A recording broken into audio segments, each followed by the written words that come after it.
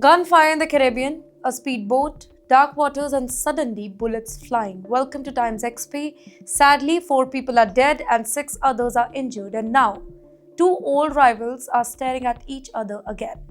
And you know what the flashpoint was? Well, near the southern coast of Cuba, close to a small area known as Cayo Falcons. Cuban authorities say that Florida registered speedboats. They entered their territorial water. What happened next is now the subject of intense dispute. Here's a Havana's version. Let's talk about Cuba first. Officials in Havana claim that the vessel ignored the warning. They say that boat opened fire first. Border guards, they were responding. A gun battle erupted at the sea, and by the end of it, 4 people on the boat were killed, 6 were injured, and a Cuban commander was wounded. Cuba calls it a defensive response, by the way. Protection of sovereignty. And you know what is Washington's response here? Caution, but firm. Authorities in the United States say that they are still verifying the fact. Were any of the victims American citizens? Were they the US residents? What exactly happened in this chaotic moment?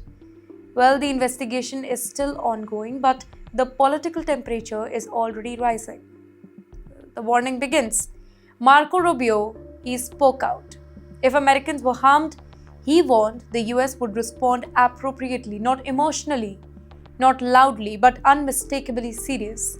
And then came J.D. Vance. He said that the situation is under close monitoring.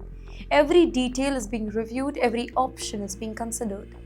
But this event, this accident, it is sensitive because the US-Cuba relationship have always been fragile. Sanctions, trade restrictions, energy dispute, diplomatic ties that warm, then freeze, then warm again. And now gunfires at the sea. Well, it doesn't take much to reignite the old tensions. But you know what makes this particular thing different? This was not a political speech, not a sanction announcement at all. This was live ammunition. Real casualties, real bloodshed.